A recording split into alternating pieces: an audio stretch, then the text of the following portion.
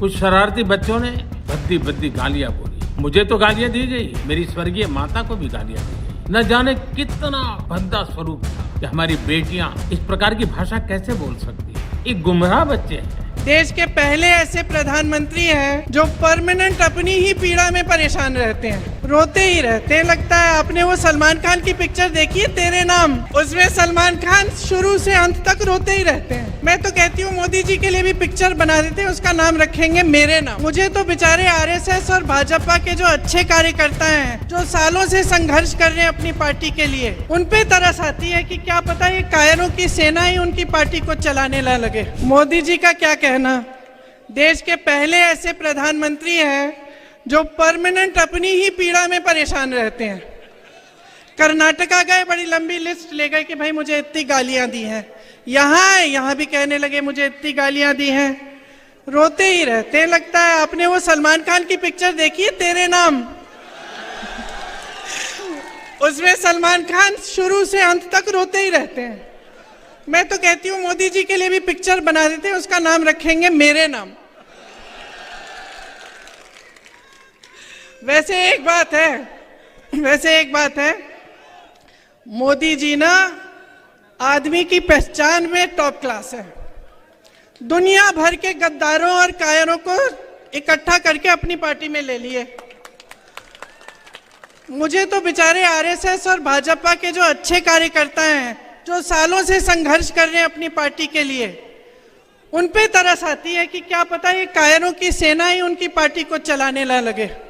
मैं जहां जहां जाती हूं मैं एक कहानी बताती हूं कि जब मेरे पिताजी प्रधानमंत्री थे, उनके साथ मैं अमेठी घूमती थी, उनका चुनावी क्षेत्र था।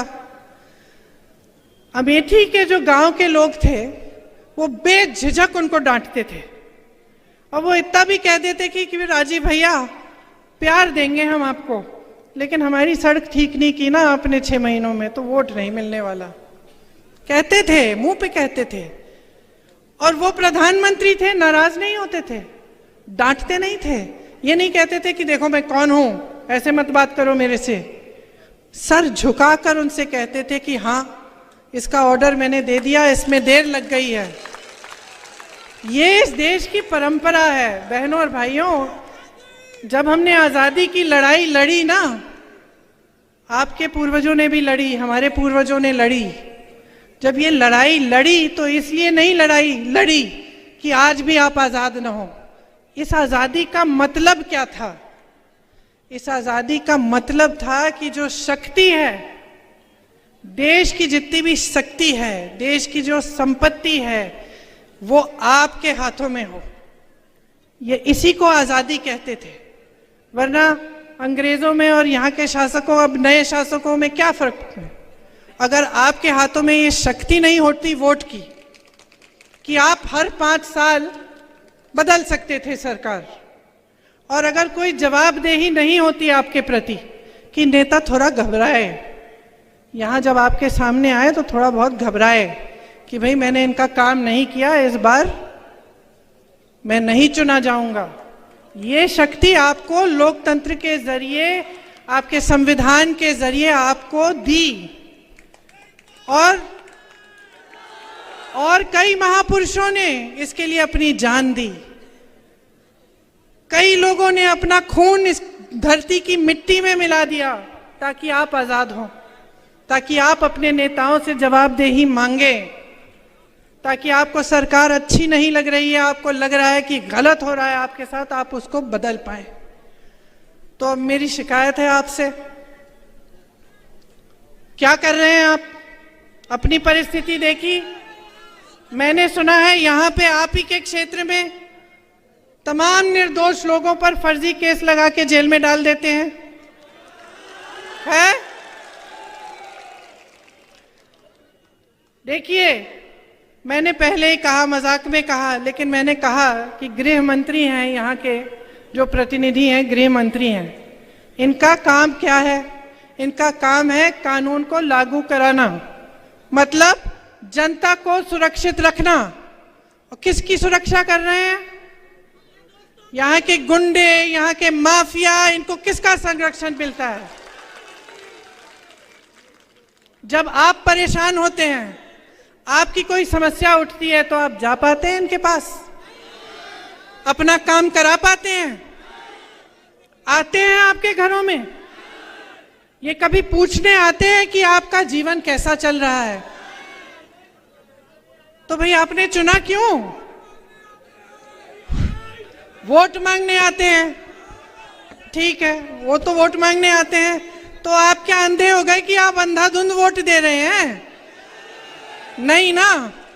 अरे जागरूक बनो, जागरूक बनो बहनों और भाइयों। आपका देश है, आपका प्रदेश है, ये आपका इलाका है। गुंडों के हाथों में सौंपना चाहते हैं आप इसे? अपने बच्चों के लिए रोजगार चाहते कि नहीं? स्वास्थ्य सुविधाएं चाहते कि नहीं? शिक्षा की सुविधाएं चाहते कि नहीं? तो जागो, जागो। देखो आज देश में ना एक अजीब सा सिलसिला बन गया है। ये पावन धरती है, इसीलिए मैं ये बात यहां खास तौर से कह रही हूं।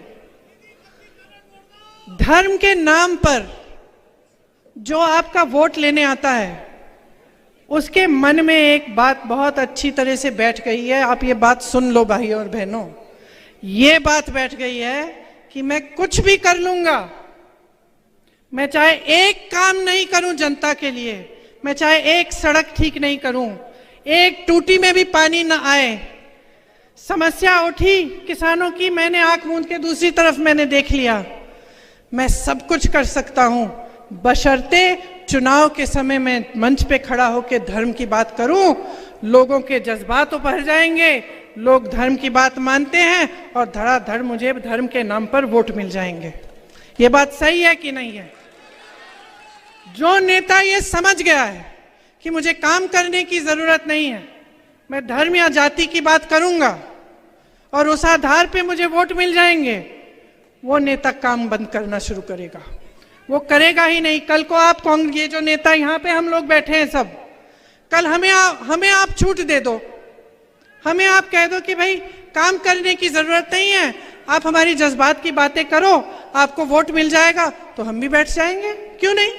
ये तो इंसान की फितरत होती है। जब जवाबदेही नहीं है, जिम्मेदारी नहीं है, तो इंसान बैठ जाता है। घर में ऐसा होता है, आप अपने बेटे को कोई जिम्मेदारी ना दो, उसको खिलाते रहो, पिलाते रहो, घर में बैठा रहता है। क्या करेगा? बाहर जाके नौकरी ढूंढेगा? नहीं ढूंढेगा। जब बेटा गलत करता है, काम नहीं करता, या मान लो कहीं किसी के घर में चले गया, कुछ उठा के ले आया, तो माँ उसको डांटती है, उसको थप्पड़ मारती है, कहती है कि क्या चोरी करके लाया, जा वापस दे, कहती है कि नहीं? तो तुम बच्चों को डांटते हो, बच्चों को सुधारने की कोशिश करते हो, नेताओं को क्यों नहीं सुधार रहे?